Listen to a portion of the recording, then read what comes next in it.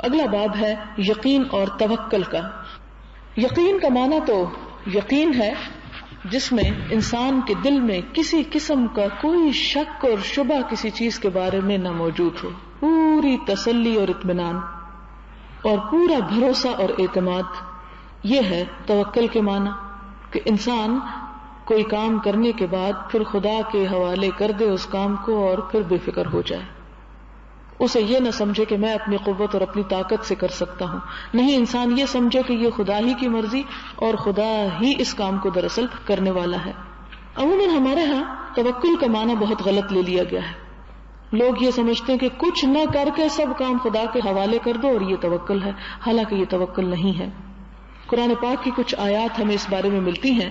پہلی آیت ہے سورۃ الاحزاب کی، آیت نمبر 22. وَلَمَّا رَأَى الْمُؤْمِنُونَ الْأَحْزَابَ قَالُوا، جب مومنوں نے بہت سے لشکروں کو دیکھا جو جنگ احزاب کے موقع پر مدینہ پر ہر طرف سے حملہ آور ہو گئے تھے، کہنے لگے هَذَا مَا وَعَدَنَا اللَّهُ وَرَسُولُهُ، یہ وہ چیز ہے جس کا اللہ اور رسول نے ہم سے وعدہ کیا تھا کہ تمہیں ایسی مخالفتیں دیکھنی پڑیں گی.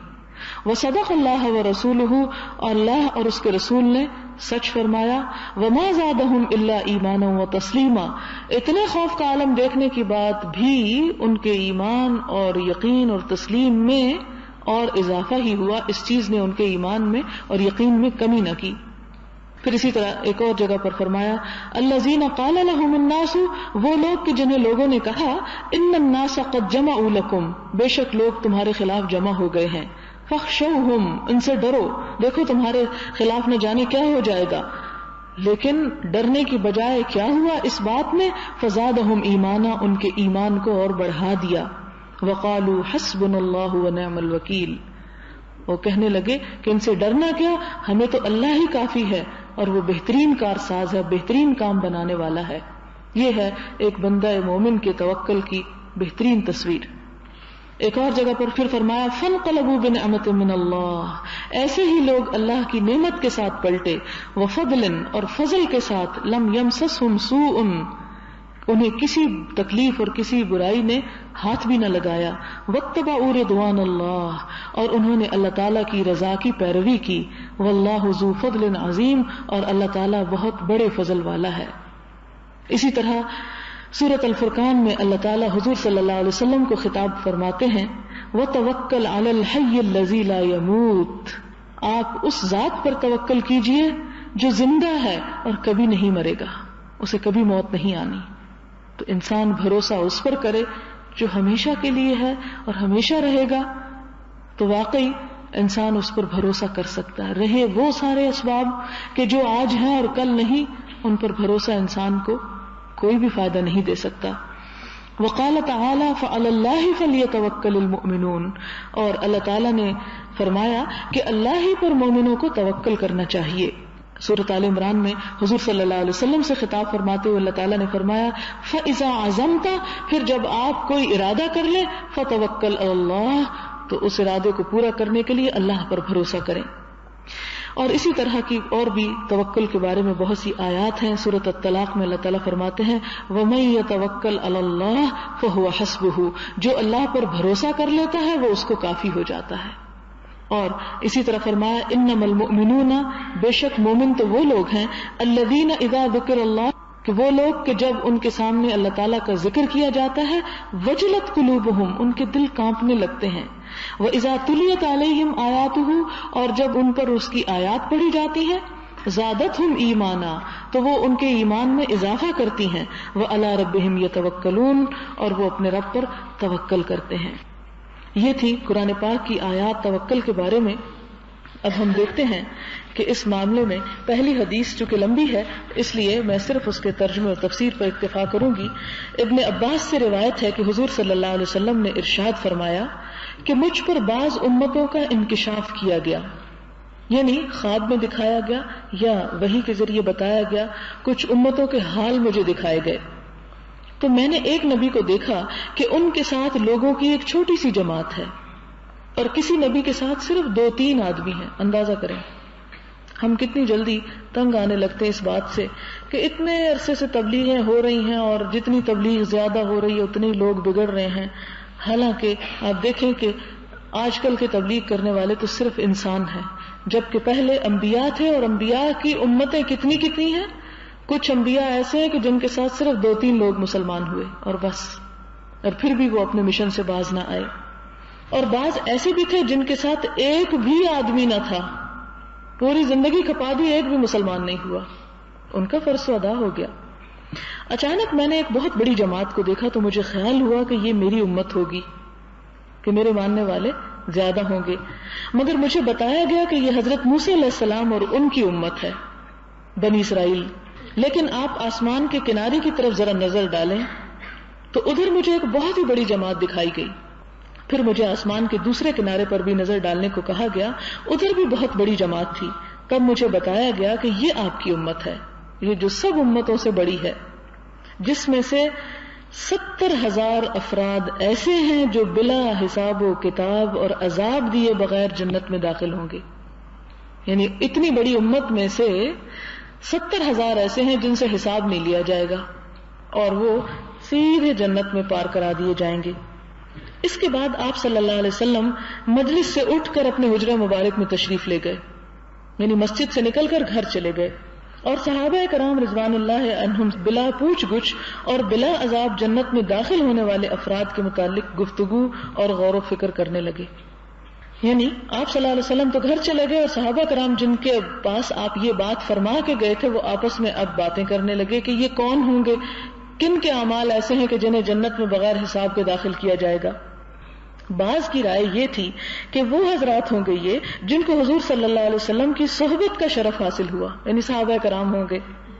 بعض کا خیال تھا ممکن ہے یہ وہ حضرات ہوں جو اسلام کی حالت پر پیدا ہوئے، یعنی وہ تو سمجھتے تھے کہ ہم پہلے کافر تھے، بعد میں مسلمان ہوئے اور ہم نے کوئی نہ کوئی شرک اور غلط کام کر لیا، تو یہ وہ خوش نصیب ہوں گے جو مسلمان پیدا ہوں گے. اور انہوں نے کسی کو اللہ کا شریک نہ ٹھہرایا ہو. غرض مختلف قسم کے خیالات ظاہر کیے گئے، یعنی لوگوں میں کنفیوژن پیدا ہو گیا کہ یہ 70,000 ہیں کون خوش قسمت. ان کی باتیں سن کر آپ صلی اللہ علیہ وسلم اپنے گھر میں تھے، بالکل قریب. اب بھی اگر آپ جائیں مسجد نبی میں تو آپ دیکھیں گے کہ آپ کے منبر اور آپ کی قبر مبارک کے درمیان بہت تھوڑا سا فاصلہ ہے کہ انسان اگر ایک بات کرے تو دوسرا سن سکتا ہے. تو آپ صلی اللہ علیہ وسلم نے جب دیکھا کہ لوگ طرح طرح کی باتیں کر رہے ہیں تو آپ اپنے گھر سے دوبارہ مسجد میں تشریف لے گئے اور پوچھا کیا اظہار خیالات ہو رہا ہے، یعنی کیا باتیں ہو رہی ہیں. چنانچہ آپ کو ان خیالات سے باخبر کیا گیا تو آپ صلی اللہ علیہ وسلم نے ارشاد فرمایا کہ یہ وہ لوگ ہیں جو نہ تعویذ گنڈے کرتے ہیں اور نہ فال وغیرہ لیتے ہیں، بلکہ صرف اپنے اللہ پر بھروسہ اور اعتماد کرتے ہیں. یعنی یہ 70,000 وہ ہیں کہ جو اپنی زندگی کی مشکلات میں اور تکلیف دہ مراحل میں صرف خدا پہ بھروسہ کرتے ہیں، کسی انسان پر نہیں، کسی تعویذ پر نہیں، اور نہ ہی فالیں نکالتے ہیں.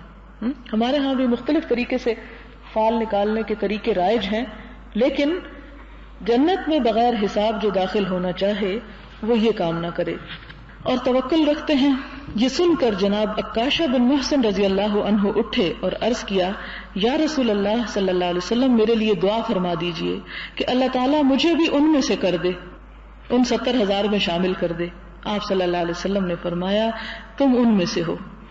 پھر ایک دوسرے صاحب اٹھے اور اپنے کو انہی میں سے ہونے کی دعا کے طالب ہوئے. حضور صلی اللہ علیہ وسلم نے فرمایا اس معاملہ میں عکاشہ تم سے بازی لے گئے، انہوں نے پہل کی، اس میں شامل ہو گئے، تم بعد میں ان کے لیے دعا نہ کیا آپ نے. ایسی جب کوئی حدیث آپ پڑھیں تو فوراً اپنے لیے دعا کیا کریں. کوئی بھی چیز سنیں اس قسم کی یا پڑھیں اکیلے میں بھی یا کسی وقت، چونکہ اب اللہ کے رسول صلی اللہ علیہ وسلم تو ہمارے پاس نہیں ہے، تو فوراً دل سے اپنے لیے دعا کیا کریں کہ اللہ مجھے بھی ایسے لوگوں میں شامل کر لے. کیا پتا، کیونکہ ہم بھی تو پہلی مرتبہ سن رہے ہیں نا یہ بات. تو بہرحال بہت ہی اہم حدیث ہے، اس میں 2 باتیں ہمیں پتہ چلتی ہیں. ایک بات تو یہ کہ اللہ تعالیٰ پر بھروسے میں انسان کو وہ کام نہیں کرنے چاہیے جس میں انسان خدا پر توکل میں کمی کر کے کسی اور مادی سہارے کے اوپر بھروسہ زیادہ کرنے لگے اور اس پر اس کا یقین زیادہ ہو جائے، بلکہ اس کا اصل یقین کی کیفیت اللہ کی ذات ہی کے ساتھ رہنی چاہیے. اور اسی طرح دوسری بات یہ کہ نیکی کی، خیر کی دعا اور بھلائی مانگنے میں انسان کو بہت جلدی کرنی چاہیے. دعاؤں کو پوسٹ پون نہیں کرنا چاہیے. اچھا پھر وہ فلاں جگہ مانگیں گے، فلاں وقت مانگیں گے، معلوم نہیں کون سا قبولیت کا وقت ہو جائے اور کس وقت انسان کی سن لی جائے. کیوں؟ اس لیے کہ دعا مانگنے کے لیے ہم نے جو مصنوعی شرطیں عائد کر دی وہ اللہ تعالیٰ نے ہم پر عائد نہیں کی. کسی بھی حال میں انسان ہو، دل میں چپکے سے بھی رب کو پکارے تو رب سنتا ہے، اس لیے کسی موقع کو گنوانا نہیں چاہیے. اگلی حدیث ہے ابن عباس رضی اللہ تعالی عنہ سے کہ رسول اللہ صلی اللہ علیہ وسلم فرمایا کرتے تھے کہ اے اللہ میں تیرا اطاعت گزار ہوا. یہ ایک دعا ہے، اگر یاد کر سکیں تو یاد کر لیں، ورنہ دیکھ کے بھی کبھی کبھار اسے پڑھ سکتے ہیں. اللہم لک اسلمت وبک آمنت وعلیک توکلت وإلیک انبت وبک خاصمت اللہم اعوذ بعزتک لا الہ الا انت ان تضلنی انت الحی الذی لا تموت والجن والانس یموتون. متفق علیہ. معنی اس کا یہ ہے، اے اللہ میں تیرے لیے اسلام لے آیا، میں تیرے لیے اطاعت گزار ہوا، تجھ پر ایمان لایا اور تجھ ہی پر میرا اعتماد اور بھروسہ ہے، میرا رجوع تیری ہی جانب ہے، اپنا معاملہ تیری ہی جناب میں پیش کرتا ہوں. اے اللہ میں تیری ہی عزت کے ذریعے پناہ طلب ہوں، تیرے سوا کوئی عبادت کے لائق نہیں. میری اطاعت، میرا ایمان، میرا توکل اور میری پناہ طلبی اس لیے ہے کہ تو مجھے بھٹکنے نہ دے، اللہ گمراہ ہونے سے بچا لے. اور حی لا یموت تو ہی ہے کہ ہمیشہ زندہ رہنے والا ہے، کبھی نہیں مرے گا. باقی جنوں انس تو سب مر جائیں گے، کہ میں تجھے چھوڑ کر کسی اور پہ بھروسہ کیوں کروں جو کہ سب جانے والے ہیں، تجھ پر کیوں نہ کروں کہ جو تو دنیا میں بھی میرا والی و وارث ہے اور قبر میں بھی اور آخرت اور حشر کی سختیوں میں بھی. اگلی حدیث ہے ابن عباس رضی اللہ تعالی عنہ سے کہ جب حضرت ابراہیم علیہ السلام کو آگ میں ڈالا جا رہا تھا تو آپ نے فرمایا حسبنا اللہ و نعم الوکیل، مجھے اللہ ہی کافی ہے اور وہ بہت اچھا کارساز ہے. حضور صلی اللہ علیہ وسلم کو جب لوگوں نے یہ کہہ کر ڈرایا کہ مشرکین نے بہت بڑا لشکر آپ کے خلاف اکٹھا کر لیا ہے تو ان کے ایمان میں اور بھی پختگی اور زیادتی پیدا ہو گئی اور انہوں نے حسبنا اللہ و نعم الوکیل کہا. یہاں پر ہمیں یہ سبق ملتا ہے کہ مشکل سے مشکل ترین حالات ہوں، تکلیف دہ معاملات ہوں، تو انسان کے لب پر، زبان پر جو کلمہ ہونا چاہیے وہ کیا؟ حسبنا اللہ و نعم الوکیل. یہ حاجات کو پورا کرنے کے لیے، تکلیف کو دور کرنے کے لیے ایک بڑی مجرب دعا ہے، جسے آپ دیکھیں کہ حضرت ابراہیم علیہ السلام نے جب آگ کی چتا پہ کھڑے ہو کے پڑھا تو آگ ان کے لیے گلزار ہو گئی، جو انسانی تاریخ میں ایک معجزہ ہے کہ آگ کسی کا بھی لحاظ نہیں کرتی، کوئی نیک ہو یا بد ہو، کوئی بھی ہاتھ دے اس میں تو لازمی جلا دے گی. لیکن حضرت ابراہیم علیہ السلام کو اس دعا کی بدولت اللہ تعالیٰ نے اس آگ سے بچا لیا. دوسرا معاملہ کیا ہوا کہ جب حضور صلی اللہ علیہ وسلم اور ان کے ساتھیوں پر مشکل وقت آ پڑا تو انہوں نے اس مشکل سے بھاگنا اور فرار حاصل کرنے کی تدبیر نہ کی، بلکہ فوراً ہی حسبنا اللہ و نعم الوکیل کہہ دیا، اور یہی ہمارے لیے ایک بہترین راہ ہے. اگلی حدیث ہے عن ابی ہریرہ رضی اللہ عنہ عن النبی صلی اللہ علیہ وسلم قال يدخل الجنة اقوام افئدتهم مثل افئدة الطير قیل معناه متوکلون وقیل قلوبهم رقیقہ. حضرت ابو ہریرہ سے روایت ہے کہ نبی صلی اللہ علیہ وسلم نے فرمایا کہ لوگ جنت میں داخل کیے جائیں گے تو ان کے دل ایسے ہوں گے جیسے پرندوں کے دل. اس کی تشریح یوں بھی کی گئی ہے کہ پرندوں کی طرح توکل کرنے والے، کیونکہ پرندے جب صبح اپنے گھروں سے نکلتے ہیں تو خالی پیٹ ہوتے ہیں، ان کے گھروں میں کوئی ذخیرہ نہیں ہوتا، کھانے کو کچھ نہیں ہوتا، لیکن جب شام کو لوٹتے ہیں تو پیٹ بھرے ہوئے لوٹتے ہیں. تو اسی طرح وہ لوگ جو ہر معاملے میں رب کے اوپر توکل کریں اور اپنے معاملات کو اس کے حوالے کر دیں تو اللہ تعالیٰ ایسے لوگوں کو جنت میں داخل کرے گا. اور دوسری بات یہ کہ پرندوں کی طرح دل ہونے سے مراد یہ کہ کسی کے خلاف بغض نہیں، حسد نہیں، کوئی میل نہیں، کوئی برائی نہیں، بالکل صاف ستھرے نرم دل. تو یہ ایک بہت ہی خوبصورت بات ہے. لیکن آپ نے یہ نہیں دیکھا کہ کوئی پرندہ گھونسلے سے نکلنے کے بعد ہاتھ پہ ہاتھ دھر کے بیٹھ جائے اور ادھر ہی لیٹ رہے اور کہے کہ توکل کر رہا ہوں، اللہ تعالیٰ خود ہی رزق پہنچا دے گا. نہیں، آپ نے دیکھا کہ کہاں کہاں اڑتا ہے، یعنی کتنی دور میلوں اس کی اڑان ہوتی ہے. یعنی کوشش تو کرے انسان، لیکن کوشش کے بعد نتیجہ خدا پہ چھوڑ دے، اور یہی چیز انسان کو پھر سکون اور اطمینان دینے والی ہوتی ہے. سبحان اللہ وبحمدہ عدد خلقہ ورضا نفسہ وزنۃ عرشہ ومداد کلماتہ سبحان اللہ العظیم. اللہم صل علی محمد وعلی آل محمد کما صلیت علی ابراہیم وعلی آل ابراہیم انک حمید مجید. اللہم بارک علی محمد وعلی آل محمد کما بارکت علی ابراہیم وعلی آل ابراہیم انک حمید مجید. ربنا آتنا فی الدنیا حسنۃ وفی الآخرۃ حسنۃ وقنا عذاب النار. ربنا هب لنا من ازواجنا وذرياتنا قرة اعين واجعلنا للمتقين اماما. اللهم اكفنا بحلالك عن حرامك واغننا بفضلك عمن سواك. اللهم انا نسألك الهدى والتقى والعفاف والغنى. اللهم لا مانع لما اعطيت ولا معطي لما منعت ولا ينفع ذا الجد منك الجد. یا حی یا قیوم برحمتک نستغیث. اللہم انفعنا بما علمتنا وعلمنا ما ينفعنا وزدنا علما. یا اللہ جو کچھ ہم نے پڑھا ہے اگر اس میں ہمارے منہ سے کوئی غلط بات نکل گئی ہو تو ہمارے علم کی اصلاح فرما دے. یا اللہ تو ہمیں صراط مستقیم دکھا دے، ہمیں دین کی صحیح سمجھ بوجھ عطا فرما. یا رب العالمین ہمیں اپنے اوپر صحیح معنوں میں یقین اور توکل کرنا سکھا. اللہ تو ہمارے دلوں میں تقوی پیدا کر دے. یا اللہ تو ہماری دنیا کی اصلاح کر دے جس میں ہمیں رہنا ہے، اور ہماری آخرت کی اصلاح کر دے جو ہمارا ہمیشہ کا گھر ہے. یا رب العالمین تو ہم سے اس کوشش کو قبول فرما، اس میں برکت پیدا فرما. یا ارحم الراحمین تو ہمیں جسمانی اور روحانی صحت عطا فرما. اللہ تو ہمارے تمام عزیزوں رشتہ داروں کو صحت عطا فرما. جن بیماروں کی صحت کے لیے خاص دعا کے لیے کہا گیا اللہ ان کو صحت کاملہ عطا فرما. یا اللہ جو دنیا سے جا چکے ہیں ان کی بخشش فرما، ان پر رحمت فرما، ان کے درجات بلند فرما. یا رب العالمین تو ہمارے والدین پر اپنی رحمت فرما.